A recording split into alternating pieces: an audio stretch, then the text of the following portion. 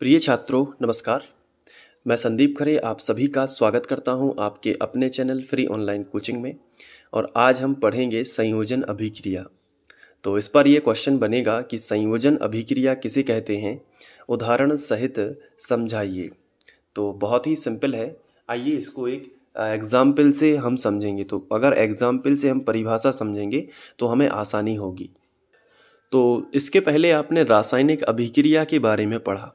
रासायनिक अभिक्रिया क्या है और यह कितने प्रकार की होती है, यह हमारा पहला क्वेश्चन था। तो मैं आपके सामने वो क्वेश्चन रखूंगा ताकि आप इससे रिलेट कर पाएँ।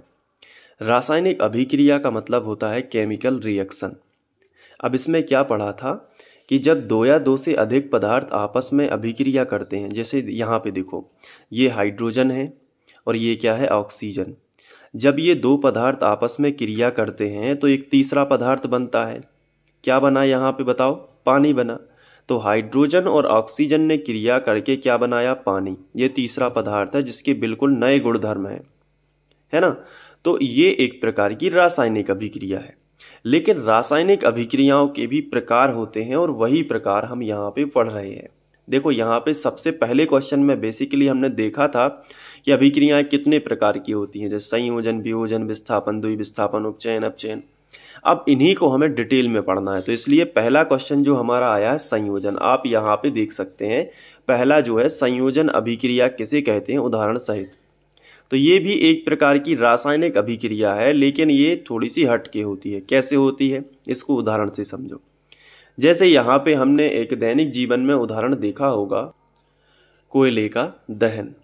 तो आप देख सकते हैं कि ये जो कोयला है ये जल रहा है, ठीक है। तो अब ये जो अभिक्रिया है ये संयोजन अभिक्रिया है। कैसे, देखो ध्यान से, मतलब इसको एक एग्जाम्पल के माध्यम से समझा रहे हैं। इसमें हुआ क्या कि कोयला मतलब कार्बन ऑक्सीजन की उपस्थिति में जल रहा है, क्योंकि कोई भी पदार्थ ऑक्सीजन की उपस्थिति में ही जलता है, जिसे दहन कहते हैं, ठीक है। तो ये देखो कार्बन ऑक्सीजन के साथ संयोग करता है, यानी ऑक्सीजन की उपस्थिति में जलता है, तो क्या बनता है, कार्बन डाइऑक्साइड। क्या बनती है, कार्बन डाइऑक्साइड।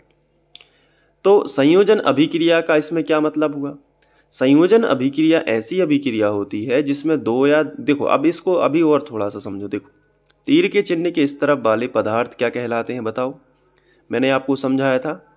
तीर के चिन्ह के इस तरफ वाले सभी पदार्थ जो क्रिया में भाग ले रहे हैं उन्हें कहते हैं अभिकारक। क्या कहते हैं बताओ, अभिकारक। और जो क्रिया के फलस्वरूप बनते हैं उन्हें क्या कहते हैं बताओ, उत्पाद। क्या बोलते हैं, उत्पाद। इनका दूसरा नाम क्या आपको याद है, इन्हें बोलते हैं क्रियाकारक और ये बोलते हैं क्रियाफल। इनके ये दूसरे, अभिकारक को क्रियाकारक भी बोलते हैं और उत्पाद को क्रियाफल भी बोलते हैं।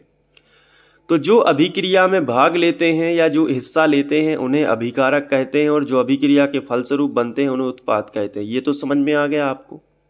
तो संयोजन अभिक्रिया क्या है, संयोजन अभिक्रिया ऐसी अभिक्रिया होती है जिसमें केवल एक ही उत्पाद बनता है, एक ही उत्पाद, ठीक है। जिसमें दो या दो से अधिक अभिकारक हों लेकिन उत्पाद एक ही बने, एकल उत्पाद बनता हो। कैसा, एकल, मतलब एक ही उत्पाद है, उसे कहते हैं संयोजन अभिक्रिया। उदाहरण यही हो जाएगा, कितना सिंपल है। और एक दो एग्जाम्पल और ले लूं, चलो देखो। जैसे हाइड्रोजन और ऑक्सीजन आपस में संयोग करके क्या बनाते हैं, पानी या जल बनाते हैं। आपने ये भी पढ़ा है कि नहीं पढ़ा है। तो अब यदि हम इसको संतुलित कर लें तो यहाँ पे दो ऑक्सीजन है, यहाँ पे एक ही ऑक्सीजन है, तो इसमें हम दो का गुणा यहाँ पे कर देंगे तो दो ऑक्सीजन हो गया। लेकिन इस चक्कर में चार हाइड्रोजन हो गए, तो दो का गुणा यहाँ कर दिया तो यहाँ भी चार हाइड्रोजन, बैलेंस हो गया। ये हमने पढ़ा है। रासायनिक समीकरणों को संतुलित कैसे किया जाता है ये हमने पढ़ा है। इसलिए क्रम से वीडियो लेक्चर देखना चाहिए ताकि पूरी विज्ञान अच्छे से समझ में आ सके। चलो ये देखो संयोजन अभिक्रिया, तो ये भी संयोजन अभिक्रिया का उदाहरण है, क्योंकि इसमें भी एक ही उत्पाद बन रहा है और प्लस में और कुछ नहीं बन रहा है और प्लस में और कुछ नहीं बन रहा है, केवल एक ही उत्पाद है। तो संयोजन अभिक्रिया की जो परिभाषा है वो याद नहीं करना है, परिभाषा वो समझ के लिखना है। क्या लिखोगे बताओ, वो यही लिखोगे ना कि ऐसी रासायनिक अभिक्रियाएं जिनमें दो या दो से अधिक अभिकारक होते हैं परंतु एक ही उत्पाद बनता है, संयोजन अभिक्रियाएं कहलाती हैं। ठीक है, तो जब दो या दो से अधिक अभिकारक मिलकर, फिर से याद करो, जब दो या दो से अधिक अभिकारक, दो हैं अभी अभिकारक कितने हैं? अभी दो हैं। यहां पे बताओ अभिकारक कितने हैं? दो हैं। जो तीर के चिन्ह के पहले होते हैं उन्हें अभिकारक कहते हैं, जो क्रिया में भाग लेते हैं उन्हें अभिकारक कहते हैं। तो दो अभिकारक हैं, दो से अधिक भी हो सकते हैं किसी अभिक्रिया में।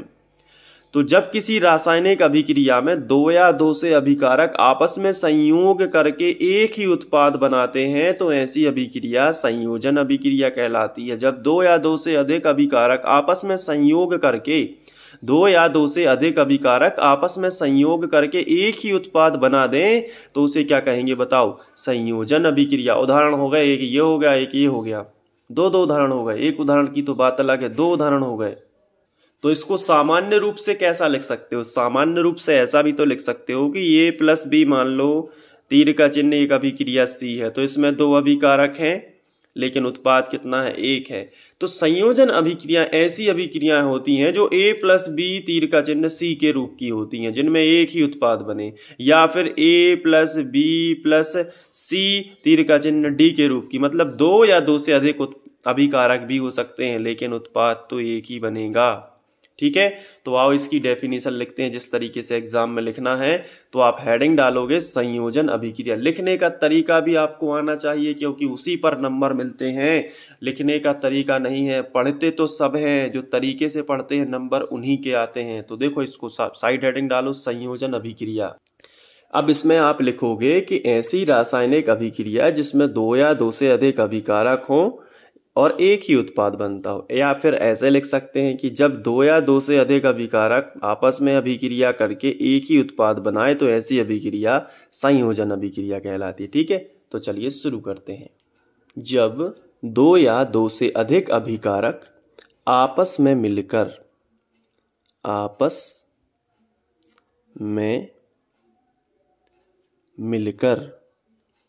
फिर क्या था बताओ? आपस में मिलकर एक ही उत्पाद बनाए। क्या बनाए बताओ? एक ही उत्पाद या क्रियाफल, एक ही उत्पाद बनाए। देखो याद हो गया ना, एक ही उत्पाद बनाए तो ऐसी अभिक्रिया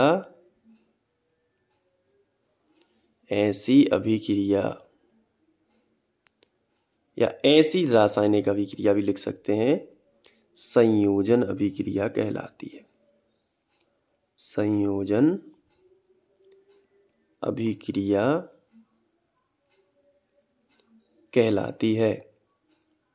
ठीक है, उदाहरण, ये दोनों उदाहरण लिख लेते हैं। पहला तो ये हो गया और दूसरा उदाहरण है ये। अब यदि हम इनकी अवस्थाएं लिख दें तो जैसे कार्बन हो गया सॉलिड अवस्था में, ऑक्सीजन हो गया गैस अवस्था में, कार्बन डाइऑक्साइड हो गया गैस अवस्था में, हाइड्रोजन हो गया गैस अवस्था में, ऑक्सीजन हो गया गैस अवस्था में, लेकिन पानी हमेशा लिक्विड अवस्था में रहता है। तो ये हो गया संयोजन अभिक्रिया। तो अच्छे से समझ के अच्छे से नोट कर लेना इसको। इसके बाद हम लोग वियोजन अभिक्रिया, विस्थापन अभिक्रिया, द्विविस्थापन अभिक्रिया, उपचयन और अपचयन अभिक्रिया, ये सभी अभिक्रियाएं इतने अच्छे से याद करेंगे, मतलब इतने अच्छे से समझ लेंगे कि फिर आपको दोबारा देखने की जरूरत नहीं होगी। बस एक बार परीक्षा के पहले रिवीजन करोगे और कक्षा 10वीं के विज्ञान में बहुत अच्छे अंक लेकर आओगे। तो चलिए मिलते हैं नेक्स्ट वीडियो लेक्चर में, तब तक के लिए टाटा बाय बाय।